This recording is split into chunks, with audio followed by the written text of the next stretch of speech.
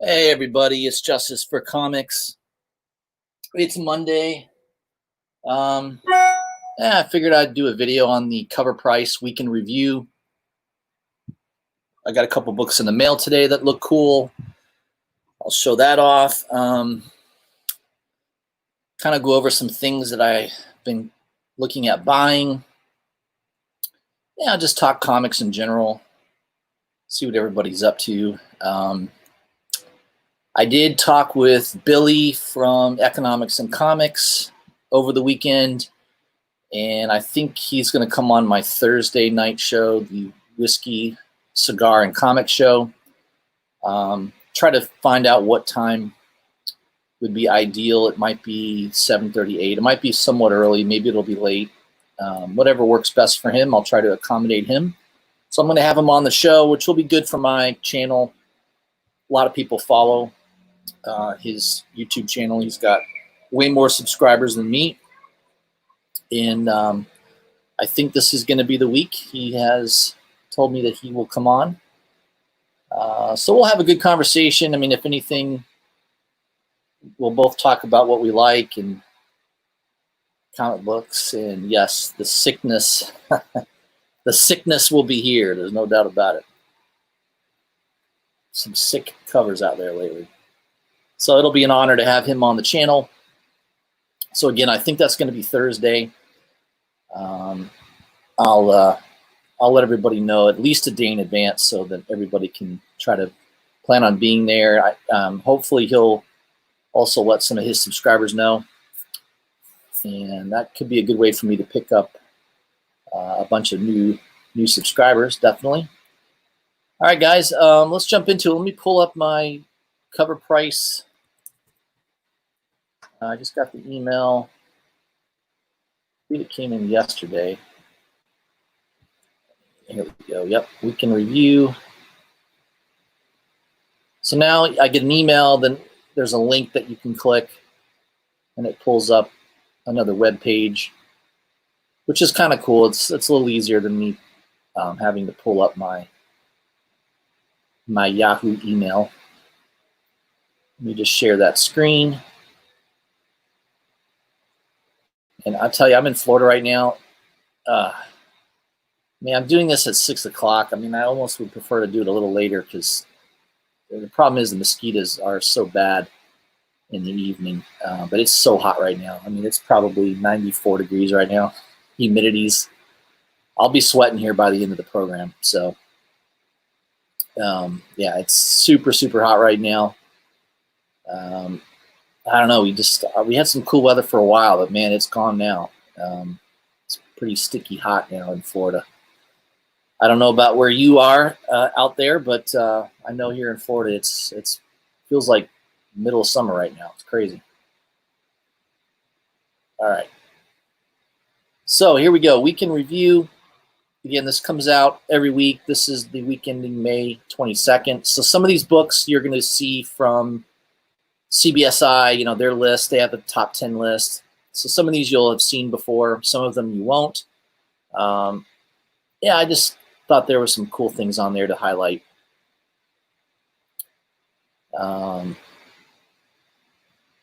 So the first one is Back to the Future #1, the Z-Box variant from 2015.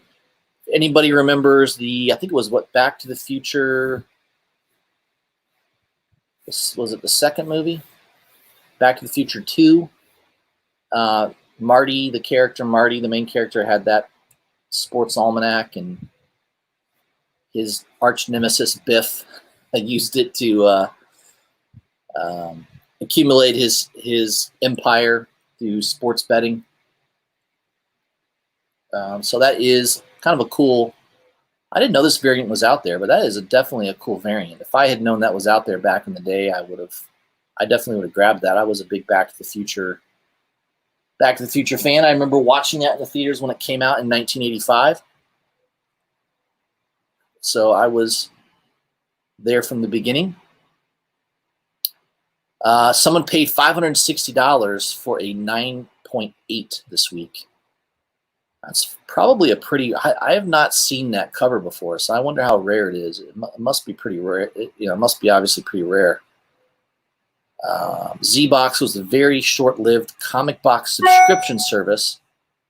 In their short life, they did end up putting out some rare comics, like this awesome variant to Back to the Future #1.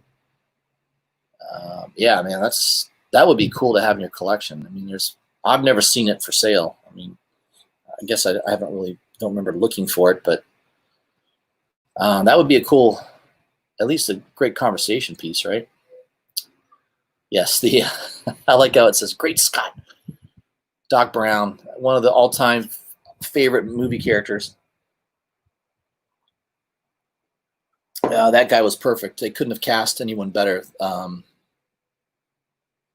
What was his name? Christopher. Yeah, I can't remember his name. I think his first name was Christopher. I can't remember. He was in Taxi. He was a great character. Awesome actor.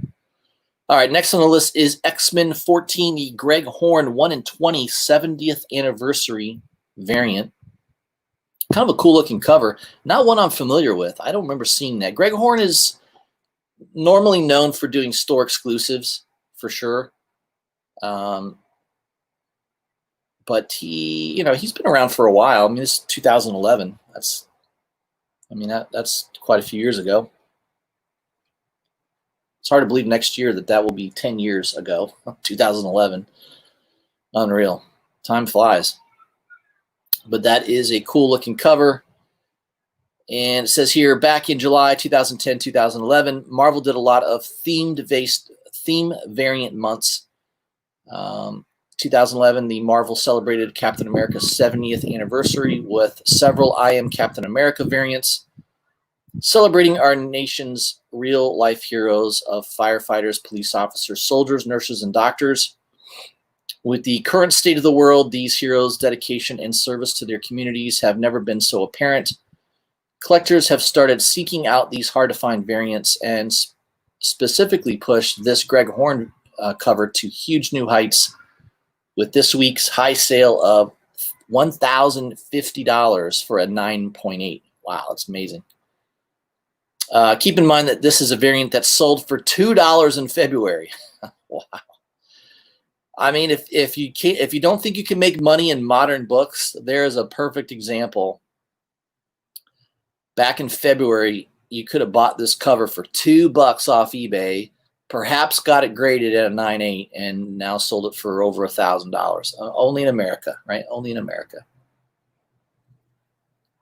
It's also mentioning here, there's a Secret Warriors number 28, the Johnson 1-in-20 variant, and the Hulk number 36, David Mack 1-in-20 variant. Neither has had big sales. Those sellers are asking high prices. They're ones to watch for sure. Yeah, so that could be something you might be able to glean at an LCS, maybe. You know, who knows? They may have that sitting back in a box somewhere for $10, $20. Keep that one on your hit list. That could be a good find right there. Next one on the list here is Batgirl Adventures number 1 from 1997. With the success of Batman Adventures number 12 and Batman Beyond number 1. This is an animated adventures book. Raw copies are selling between $40 to $70. This week, a sale of $50 is a nice reminder to keep an eye out for this gorgeous Paul Dini cover. Yeah, that's cool. I mean, I like it. I like the red and black. You got Batman Adventures Volume 2 coming out here this month. So I definitely have those on my pull list, and I would recommend having those on your pull list as well. You never know. They may introduce a new character. Who the heck knows? It's definitely worth picking up. And next one on the list here is Broadway Video Special Collector's Edition. All right, Miracle on Broadway. This was given out in 1996. $500 for a raw sale. Man, I don't know of anyone that owns that, but if you got that in your collection, I don't know. I mean, I'm not a huge Broadway fan, but usually comic books and Broadway don't usually mix, but I don't know. Yeah, thank you, Infamous. Christopher Lloyd. I knew his first name was Christopher. I couldn't remember the last name. I was thinking Christopher Walken, which that's not. That's another crazy character. Not the same guy, though. All right, in the chat, we got Luis Ramirez, 504. Welcome, my friend. He's always in the chat. So we got Infamous. Just a little Phil Collins, absolutely. We got Cameron D in the house. What's going on, my friend? Grandmaster Stash. He's always hanging out with us. We got Comics for Thomas. Welcome, my friend. Give him a shout out. And we got Malcolm Giles. Malcolm is always in the chats as well. Yes, Walken is the cowbell guy. Although he's been in a lot of movies. I think the first movie I ever remember him being in was, wasn't he the bad guy in like a 007 movie? He was a bad guy in a couple movies. He played a lot of bad guys. He was the bad guy in the 007 movie. I think it was For Your Eyes Only that came out in the 80s, I think, right? With who was the guy that played 007 back then? English guy. Well, they're usually all English, but I think he just died recently too.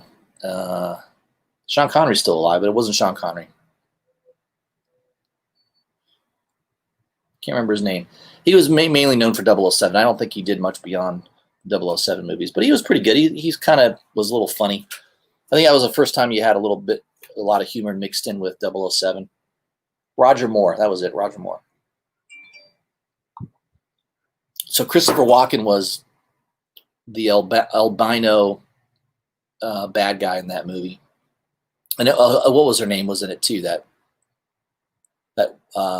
black chick always played like a warrior. She was in the Conan movie.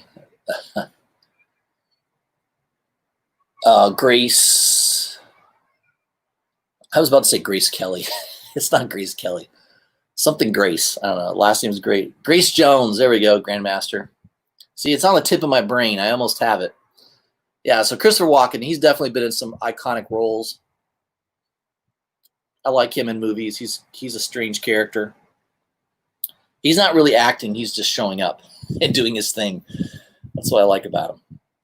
All right, moving on. So I'm not a big Broadway fan, so I don't know. This is nothing I would be looking for, but I guess, I don't know. I've never even heard of this comic book.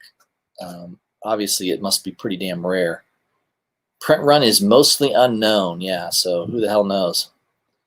But I don't really know who's going to want to buy that either. I don't know. I guess if you're a big Broadway fan and you're into comic books, maybe you would do that. Now, this is the next one here I've seen for sale before. I've never seen a great deal on this book. It's always been pretty expensive. Raw copies are hard to find. Most of these are graded now. This is Green Lantern number 55. The Mankey Lobo 1 in 25 variant. It's cool. He's got all the Green Lantern rings. I think it's a badass cover. I love it. I love Lobo. I have his first appearance. He's definitely one of my favorite DC anti-heroes. Yeah, he's awesome. Bastitch. Isn't that what he always says? You Bastitch? He's like, well, he's the DC's version of Wolverine, basically, right? He smokes cigars. He's basically unkillable. He's a badass. I like him. Not real impressive of a first appearance. I definitely liked how they changed his character. His first appearance, he's not all that intimidating. Not like he was later on. But yeah, that's a good comic book cover. I love it. Finding that, if you can find that once in a while on a good deal, I would say if you can get that book raw below $100, that would be a great pickup. 9/8 just sold for $280, so keep that on your radar. It's definitely a cool book. I wish I had it in my collection. I do not. Next one is Mass Comics number 1 from 1945. So there's a couple reasons this book's hot. L.B. Cole did the cover. He's a famous comic book artist. He did a lot of covers from the 40s and 50s. Definitely a tough book to find. A lot of these pre-code books from the 40s and 50s are definitely selling quite a bit in high grade, really crazy prices in high grade, but in low grade, they're really starting to sell. I mean, a 5.0 back in 2014 sold for $624, and a 3.0 last year sold for $11,000. Wow. Holy crap. That's a lot of money. But this past week, looks like there was one for $16,866 for a CGC 4.5. So think about that guy that back in 2014 paid $624 for a 5.0. Wow, what a great return on your investment, right? He probably can sell it for 20 grand right now. Wow. So anybody that had the foresight to buy that book, or just by pure luck, I mean, I don't know. That's awesome. But it definitely is a beautiful cover. Look at the coloring on that cover. It's fantastic. So L.B. Cole definitely was a great artist, and just a great use of color. I like that cover. It's pretty cool. I can see why it's a hot cover. All right, next on the list is Moon Girl and Devil Dinosaur number 1. Definitely an affordable book. I don't think this costs a whole lot. Yeah, it's $40 to $50 book, I think. Graded, it's going to be $150. Tough to get in high grade, though. That white cover definitely makes it a little challenging.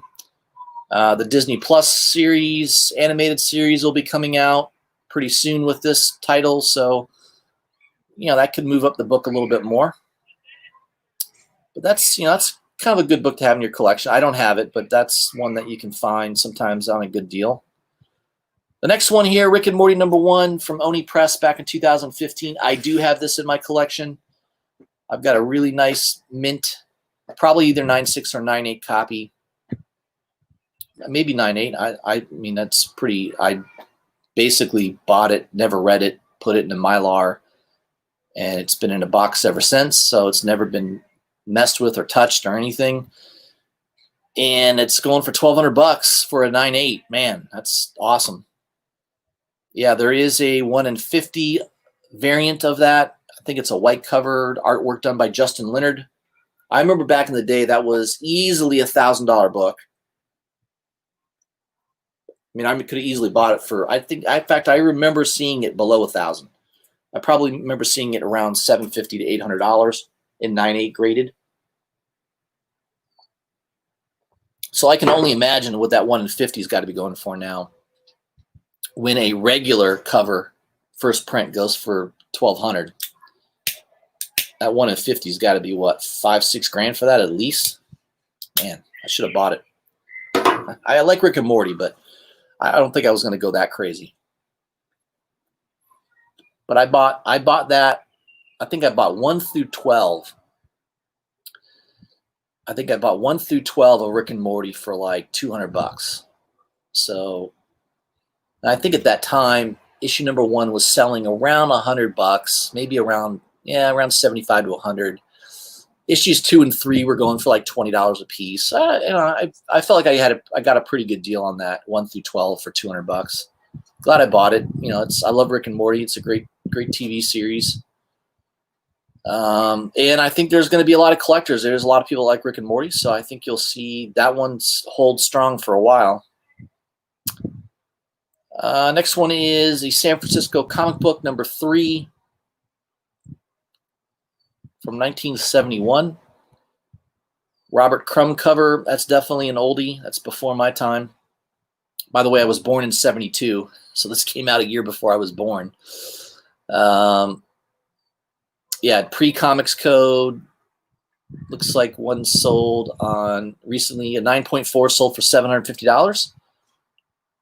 It's kind of an obscure thing. I don't think a lot of people are really itching to buy that book, but yeah, there's a good point. One of my subscribers messaged me the other day. I think I had said something like, "Oh yeah, this Powers number 1." It was an old, 50s book, probably 50s or 60s book that went for a lot of money. And, my comment was, hey, $2,000. I'd rather spend that on a superhero key book than buy that. But I got to think that a lot of people own a lot of the keys, right? There's people that own a Wolverine number 1, own a lot of the keys. So they're wanting to buy some of these obscure older books that have great art and are really tough to find. So that's kind of who's buying these things, is people that kind of own all the keys that I'm still trying to acquire. So I got to keep that in mind, that's why those books are still, commanding the prices they are. Most people that are buying that have all the popular stuff. They've got all the major keys. All right, next on the list is Star Wars Clone Wars number 1. This has been on all the hot lists in the last 2 months. So unless you've been quarantined without any access to the internet, you should know about this book. 9/8 just sold for $13.60.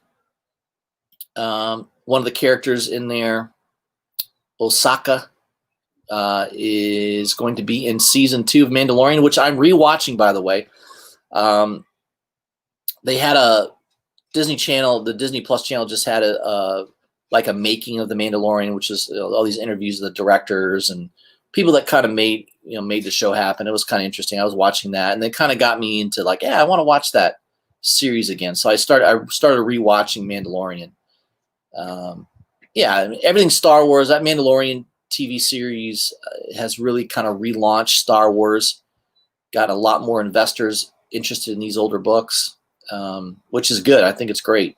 The movies haven't been near as well received as that Mandalorian show. So congratulations to everybody involved in the development of Mandalorian. Season 2, I hope, is going to be awesome. I mean, if it's anywhere near as good as season 1, it's going to be great. Next one is Star Wars The Clone Wars number 8. Apparently this is a first appearance of Clone Commander Wolf, who was also rumored to appear in season 2 of Mandalorian. So Raws are selling around $38 this week. So that might be a good one to spec on. Maybe if you can get a deal on that, that would be a good one to look at. All right, let me check back into the chat here. Been ignoring it for a little bit here.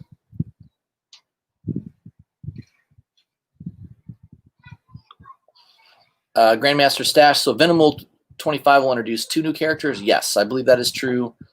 Virus is one of the new characters, and then there is a second one. I can't remember if they've named that character yet, but yeah, it might be a cameo is what I've heard. So that, yeah, Venom 25, make sure you have that on your pull list.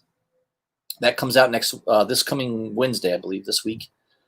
So I did pre-order that in advance. I think I have the Zafino 1 in 50 variant pre-ordered. So I think I'm pretty well stocked on that.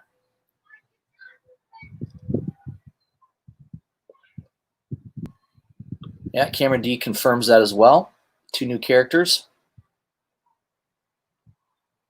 Yeah, Grandmaster, I don't think they've named the second character yet. I think it's just a cameo, and I don't think they have his name released yet.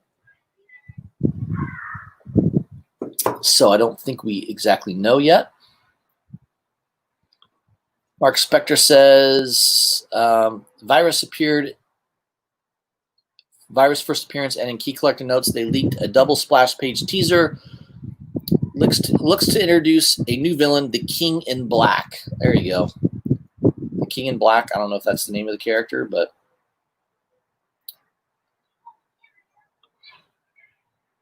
and that's, yeah, I agree with you, Cameron. I don't think they've released the name of the other character. It's kind of a cameo, I think. So yeah, make sure you've got Venom 25 on your pull list. I think that'll be important. So there you go. Mark Spector's on my wavelength. He just finished The Mandalorian the other day. I'm like halfway through it. I think I'm on one of my favorite episodes. I just started the Prisoner episode where he's got to go out to that, where one of my favorite comedians, Bill Burr, is in that episode. It's awesome. That's one of my favorite episodes. I love that episode. That's probably my favorite episode of all of them, was that Prisoner episode. So yeah, I'm about halfway through that, rewatching it for the second time.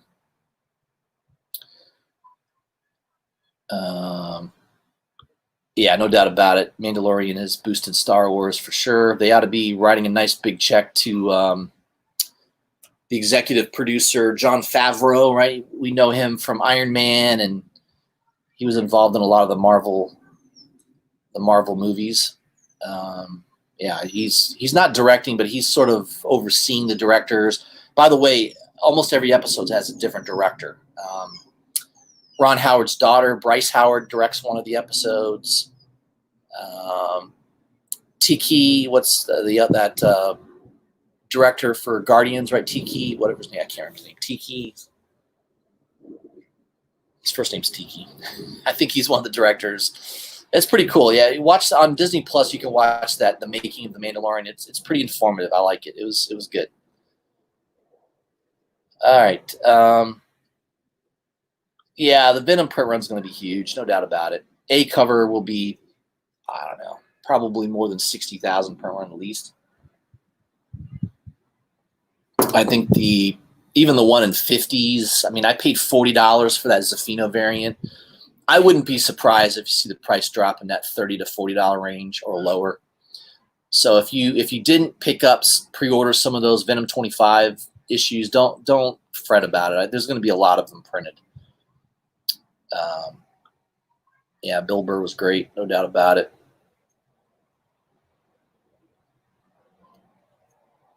Mark Spector says the Venom 316 cover swipe Funko Pop cover will be a hard one to get this week, selling for over $50 right now. I'm not a big Funko Pop person. I know I was watching one of the other YouTube channels that went into a long thesis about that Funko Pops are basically Beanie Babies 2.0. It was pretty interesting. He made some salient points about the fact that the company is having problems financially. They're not selling a lot of product, and obviously the coronavirus had something to do with that. But the Funko Pops, yeah, they're kind of a novelty. I'm not someone who's I don't think I've ever bought one ever actually. I don't own any Funko Pops. You know, it's just not my style. I'm not really into it. I'd rather put that money towards comic books than Funko Pops. But you know, I don't knock anybody that wants to collect them. I mean, it's part of the hobby. And for a lot of comic book shops, I know that that's sort of been a big revenue stream for them over the last few years. And there's some risk that going forward there could be some problems for some of these shops that have Funko Pops as a major part of their revenue stream. Yeah, good point, Grandmaster Stash. Mando is proof that fans are ready to move beyond the Skywalker saga. I agree with that. I think they need to, you know, when they come out with new Star Wars movies, I think they need to move past all that, get into new Jedis, new characters, or go back in the past and highlight old Jedis. You know, I definitely think that as long as it's got a good story, it's well written, and you take time to develop characters, it almost doesn't matter. I mean, Lucas created the magic of, to me, the magic of Star Wars is it's in space and the damn lightsaber. The lightsaber was absolute genius.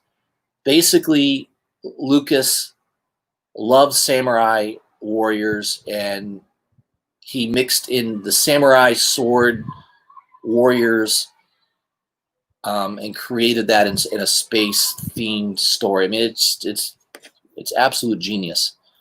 That's the magic for me, anyways, for Star Wars is the damn lightsaber. So Mando's cool, and I love the bounty hunter, the lore of the bounty hunter. I think that's all great.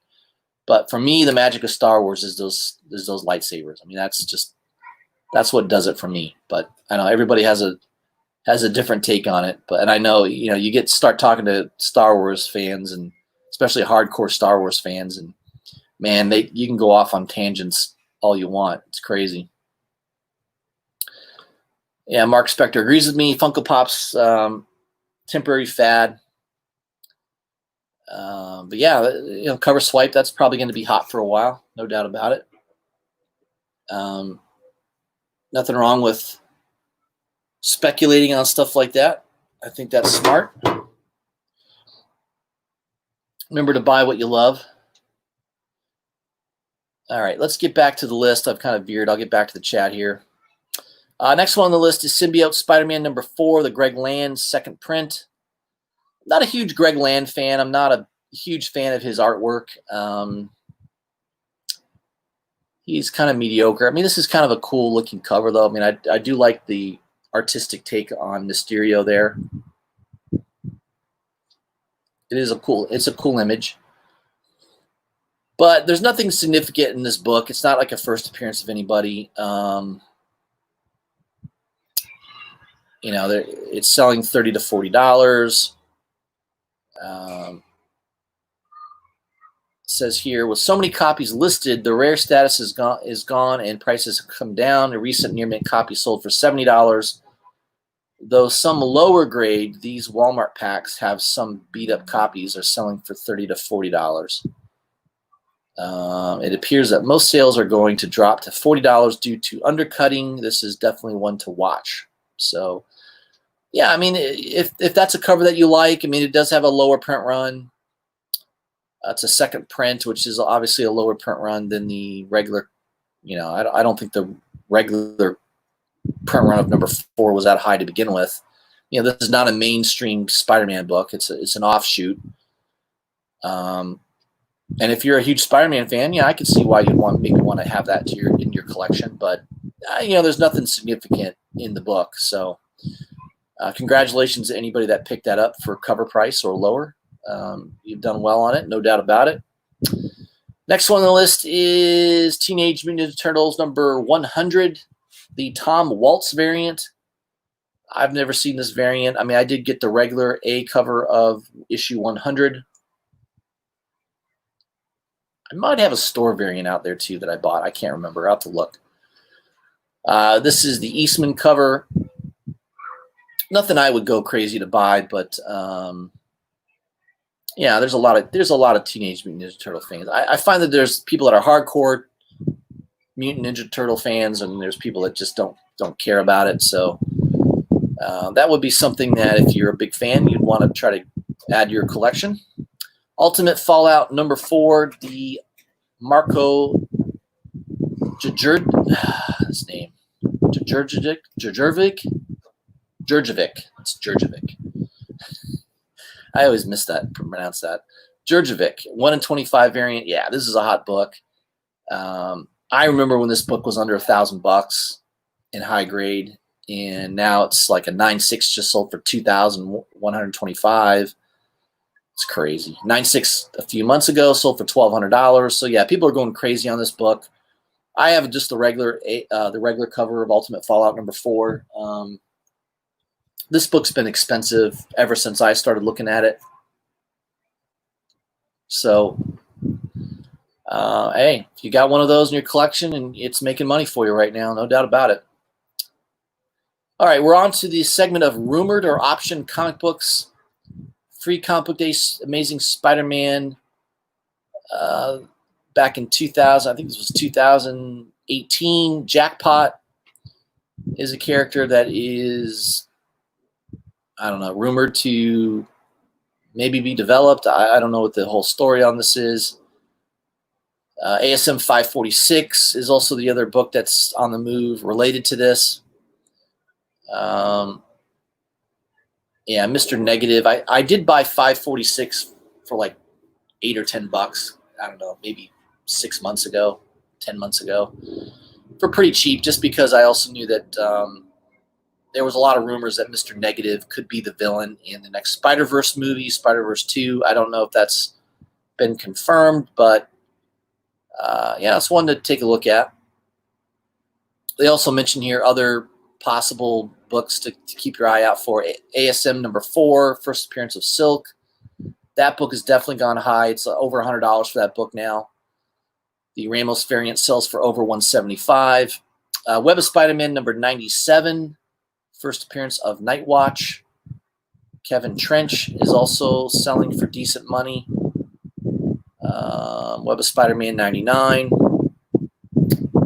I think I have 97 in my collection. I don't think I have 99, but those books are on the move lately. Now, the next one I bought maybe a year and a half ago. Hell, it might have been 2 years ago. I know I paid like $30 for this, and it's really high grade. ASM 210, first appearance of Madam Web. And man, a raw copy just sold for $180. April, it sold for $108. So that book is on the move. I am very happy to say I've got a super high grade copy of that book in my collection. Now, what I don't remember, I don't know if I have the direct copy edition or the newsstand. Well, let me just, I guess I have my Key Collector app right here, which is a great little resource. If you want to look up what you have in your collection at your fingertips. Assuming that you load your collection into it accurately, that's the key. I don't know if I did that or not. Let me just see here. I'll pull up my ASM collection. There we are, 210. I selected the newsstand. I think I have the newsstand copy, which is good. Now, remember, I'm going to do a whole video on the newsstand versus direct market, because a lot of people just don't have knowledge. You know, what's the difference? Is newsstand better to have than direct? I would say if you're buying a lot of comic books from the mid-'80s, maybe late, yeah, definitely early 80s to mid-'80s or beyond, newsstand is a little harder to find.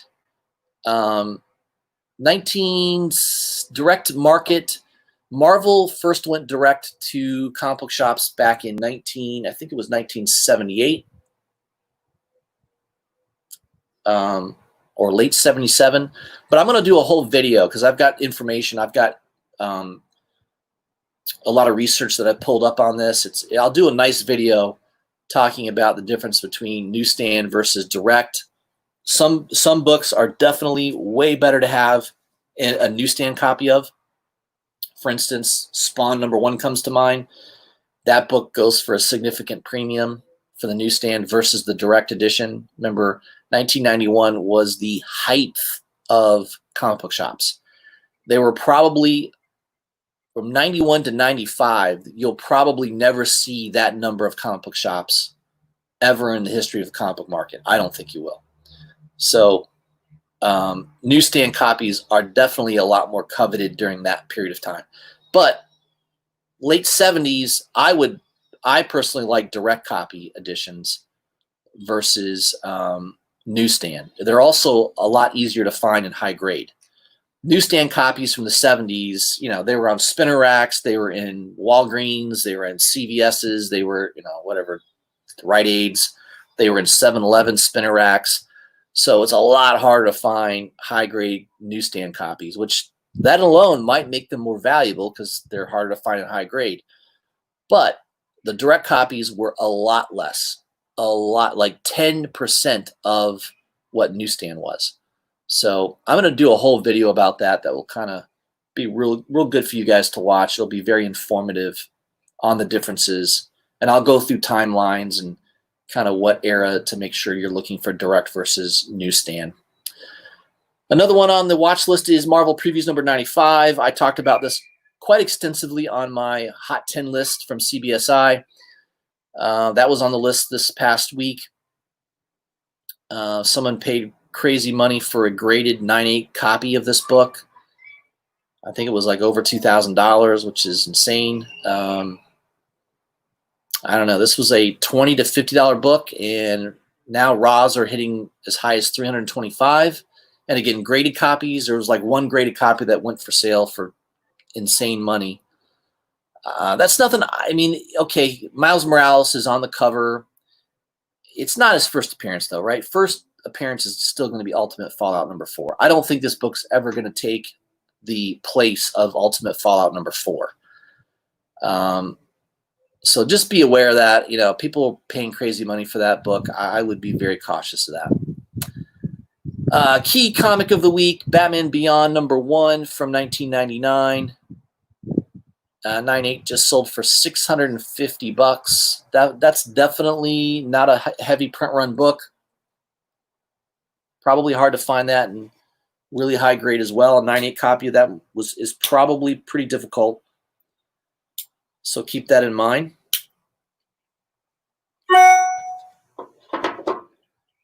But I don't think I would go nuts trying to buy that and spend that kind of money on it. But it's a cool book, no doubt about it. So that's it, guys. This was written by Matt DeVoe at CovrPrice. So thank you, Matt. I've been in contact with Matt several times. He does watch my videos, which is cool.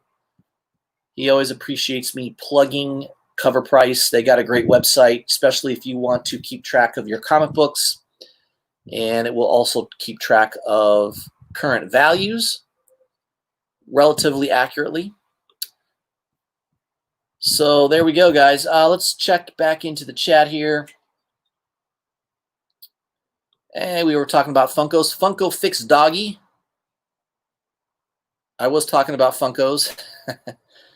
Thank you for joining the chat, my friend. We got Silver Age Dave in the house. Silver Age Dave has got an awesome channel. I haven't been on one of his live streams in a while. I think he's a retired gentleman of leisure. I know he does. He's done some live streams in the mornings during the week, and I've been on a few of those. And he's got an awesome collection. I love him pulling out some of these old books that he has, and he's got books that I dream about having one day. He's got an awesome collection. And of course, you know, he's an older guy like me. He's been collecting a long, long time, which one of the benefits of being older is you can accumulate awesome collections.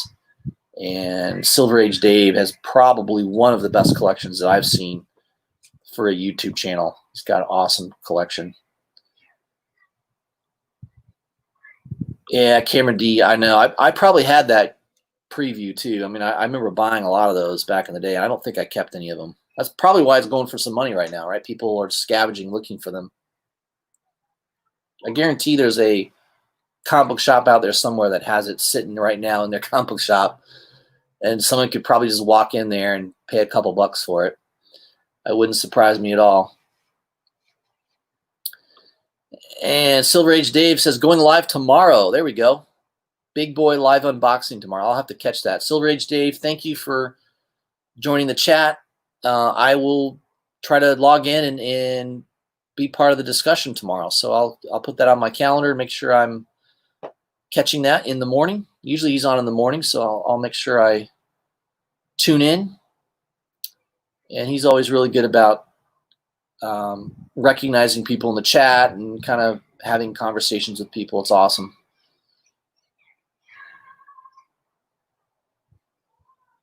All right, very good. Just going to go over one other thing here.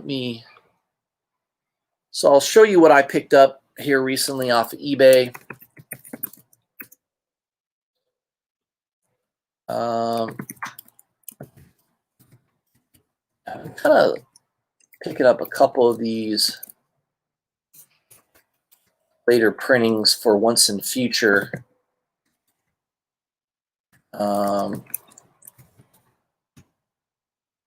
Got a nice copy of, I just purchased it today, Once and Future #1, the 3rd print, which it's a badass cover. I love that.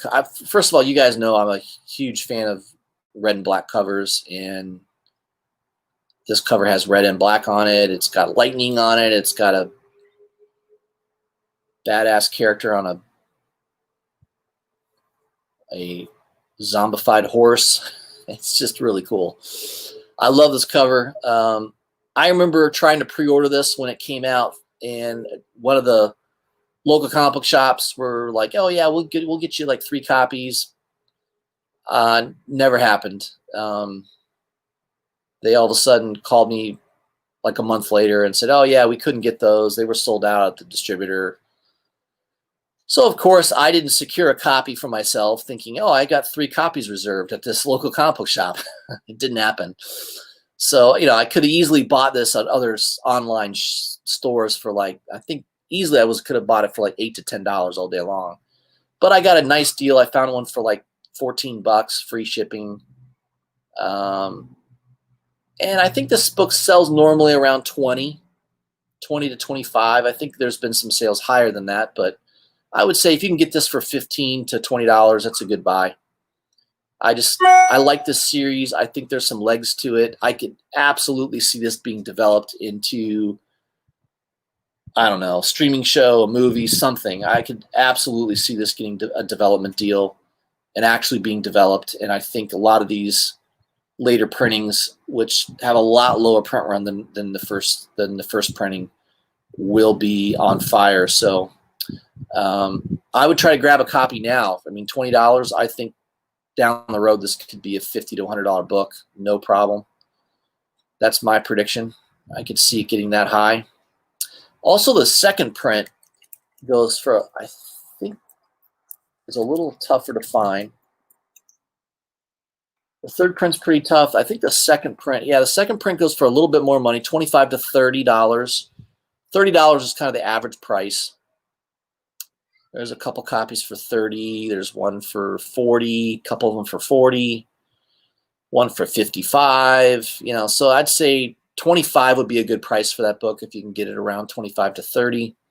I grabbed one of those for CovrPrice off of Midtown, so I was fortunate to get that pretty cheap. So the second and third printing, I think those 2 printings are doing well. The 4th printing also seems to sell around, I think the 4th print sells into $15 maybe. Let's see. All pretty cool. What I like too is they changed the covers on all of them, which is nice. Not always the same cover. I like the cover on this 4th print too. And yeah, you could buy it raw for what, just under $20. And I think that went to a 7th printing. I think the last printing is a 7th printing on that. So Once in the Future, I think it's a good book to make sure you've got a few copies of, at least the first issue. I could see that book, heating up if it ever gets optioned, which I think it will. I think eventually that'll get optioned.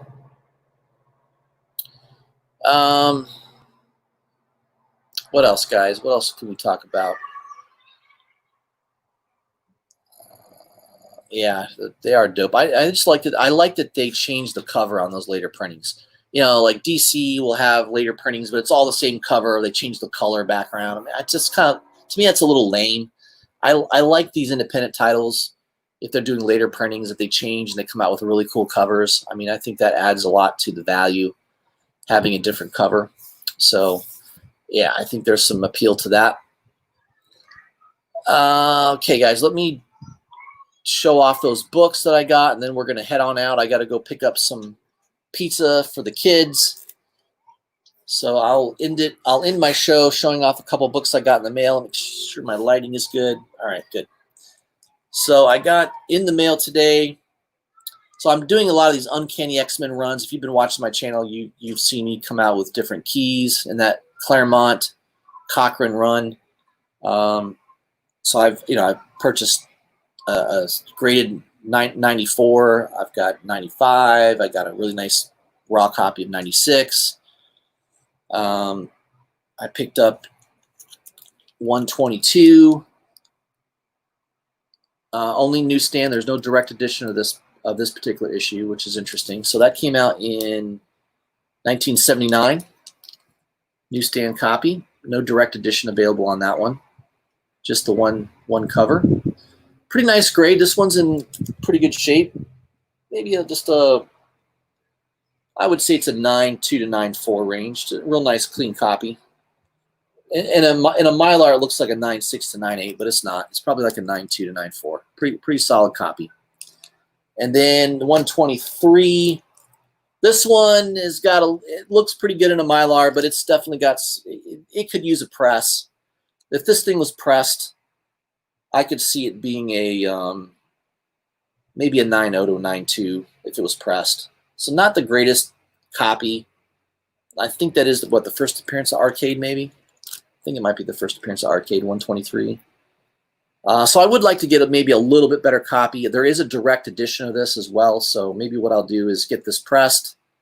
I might eventually get this pressed and maybe also pick up a little higher grade direct edition. Remember, newsstand copies are a little tougher to get in a higher grade just because this was probably in a 7-Eleven back in the day or something, or in a bookstore or something. So yeah, it was probably handled a little bit more than normal. So yeah, not a bad copy though. It's definitely probably, I would say the grade now is probably in the 7.5 to 8.0 range, maybe. I don't know, something like that. It's got like only has one spine tick. And the edges are nice and clean. It just has a little wrinkling on the cover, which could be pressed. So if this was pressed, it might be a 9.0 to 9.2. Probably not any higher than that. All right, and then that last one of that set is I also bought a. This was part of the. It was a three comic lot, basically 122 to 124. 124. This is also kind of a mid-grade copy. No spine ticks, which looks cool. Edges are pretty sharp, but there's a couple little indented creases in the cover. One of them breaks. Yeah, there's one of them that breaks color. So yeah, I don't think this would grade higher than like an 8.0, 7.5 to an 8.0. It looks good though. It presents well. Definitely presents well. So I may upgrade this copy and get a little bit cleaner copy. I would love to have like basically 9.0 or higher on everything from 94 all the way through 200 eventually. So that's one of my comic collecting goals. But this is a cool cover. 124, not bad. And then the one I'm really excited about, I got in the mail today as well, is kind of a more well-known book. I would say it's a minor key. Is Uncanny X-Men 131, second appearance of Dazzler. I think this might be the first appearance of White Queen on the cover. It's not her first appearance. 129, I think, is her first appearance. I believe that's her first appearance on the cover. I could be wrong about that, but I'm pretty sure it is. Kind of an iconic, a lot of people that are into X-Men know this book pretty well. I got this for $50 shipped, and it's super high grade. I mean, this would probably grade 9496, no problem. It's a direct copy edition. So again, 1979. There were way more newsstand copies of this out there than direct copy editions, but probably a little harder to find it in high grade with a newsstand. A little easier to get this in high grade with the direct copy edition. So that's kind of the trade-off. But this one would grade pretty high. It's no spine ticks, all 4 edges. It might be a 9.6. I never want to say a 9.8 on anything because I think 9.8s are pretty difficult, but definitely 9.6, 9.4 to 9.6. Just the fact that it has no spine ticks at all, no stresses on the spine at all, and all 4 corners are super sharp. Just a really nice copy. I took a lot of time buying this. I looked at every single listing, and this was the best price I could get for this type of grade. Which, you know, if this was a CGC graded 9.6, this would sell probably for a couple $100. At least, yeah, probably at least 175 to 200 range. So yeah, just a cool looking cover. Again, if you guys have been following my channel, you know I've been collecting a lot of these X-Men runs from the 70s and early 80s. All right, what do we got here? Grandmaster Stash says, yeah, first appearance of Arcade. There you go. Silver Age Dave says, any thoughts on that Joker #1 Delato Virgin? I bought a bunch and love them. Yeah, I've got 2 copies myself, Dave. I've got 2 of those sitting in Mylar. I love them. I think it's probably one of my favorite Joker covers is that Delato cover. It's definitely one of my favorite. I know there's some really, really cool Joker covers coming out here with the Joker 80th anniversary comic book by DC. I know there's some really cool covers. I think there's a really nice Delato cover coming out, which I pre-ordered. Yeah, there's just a couple really good covers out there that are coming out. So, yeah, I'm a big fan of Joker. I think Joker covers always command a little bit more attention from comic book collectors. So, yeah, that Delato is definitely pretty limited. I think it still sells. I mean, I know I paid less than it goes for now. I think it goes for decent money. I'm going to say $80 to $100 range it probably goes for on eBay. But yeah, definitely a cool book to have in your collection. And yeah, we're of like minds on that. I know Dave really is into that Joker cover as well. We got Metaphorical in the house. What's going on, my friend? He's always hanging out with us as well. I know I showed up on one of Metaphorical's, I think he had an auction, what, a week ago. I sold a couple comic books, a couple comic runs, so I may try to hook up with him. I know sometimes on Wednesday nights he does a show, so I may be able to get on another show here. I don't know if I'll be able to do it this week, but definitely in the next week or two, I might try to show up on Metaphorical's channel, so stay tuned for that. All right, guys. So Thursday is going to be my whiskey, cigar, and comic show. I'm going to have Billy from Economics and Comics hopefully on the show. He's said that he will make some time for me this week. So I will send out notification on that probably on Wednesday. Wednesday, I probably will also do a quick recap of comic books coming out the following Wednesday. So look for that. New comic books coming out the next week. I'll have that on Wednesday. And that's about it, guys. I appreciate everybody that has been tuning in. Again, look for my show, my next show, definitely on Thursday, Whiskey, Cigar, and Comics. And I'll have special guest Billy from Economics and Comics on the channel. We're just going to be shooting the breeze, talking comics, bringing the sickness that we can to the comic book community, and appreciate everybody who has subscribed to me. If you're not subscribed, please hit the subscribe button, hit the bell for notifications so you don't miss any of my videos, and like and share if you can as well. That helps me grow my channel. And I will see you guys on Thursday.